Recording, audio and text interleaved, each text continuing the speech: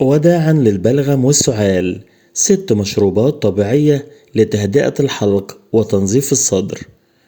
مشروبات طبيعية فعالة لتهدئة الحلق وتنظيف الجهاز التنفسي والبلغم والسعال، مشكلة يعاني منها الكثير في الوقت الحالي، ويرجع ذلك للكثير من الأسباب. أولها تغير حالة الطقس مع ارتفاع وانخفاض درجة الحرارة.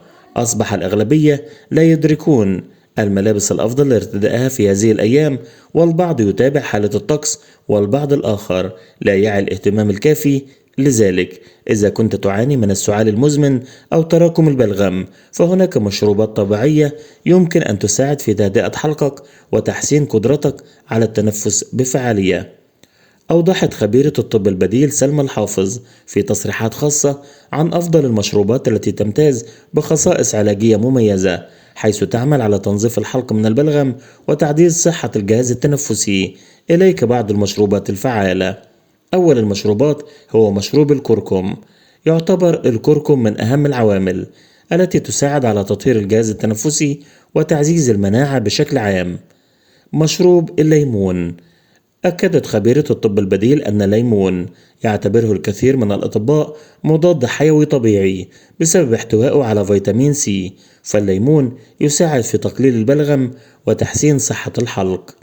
مشروب الزنجبيل. الزنجبيل معروف بخصائصه المهدئة للسعال، فقد ينصح الكثير من الأطباء بتناول الزنجبيل ووضعه في المشروبات الدافئة وأنواع الحساء الساخنة، فقد أثبتت العديد من الدراسات أن الزنجبيل يساعد على توسيع الشعب الهوائية لتسهيل التنفس. أيضا الزنجبيل بعسل النحل هو الخيار الأمثل للتخلص من السعال والبلغم. يمكن مزج عسل النحل مع الزنجبيل وإضافة الليمون والقرفة، فهذا المشروب الطبيعي الدافئ يعتبر من أقوى العلاجات الطبيعية للسعال. كما يمتلك هذا المزيج خصائص مضادة للالتهابات والأكسدة، مما يساعد على تهدئة الحلق وتخفيف السعال وتوسيع الشعب الهوائية، مما يعزز التنفس بشكل طبيعي. مشروب مغلي ورق الجوافة.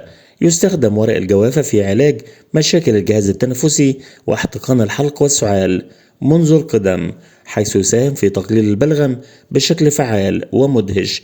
لذلك تنصح خبيرة الطب البديل بالحرص على تناول مغلي ورق الجوافة لمن يعانون من نزلات البرد والسعال واحتقان الحلق خلال هذه الأيام.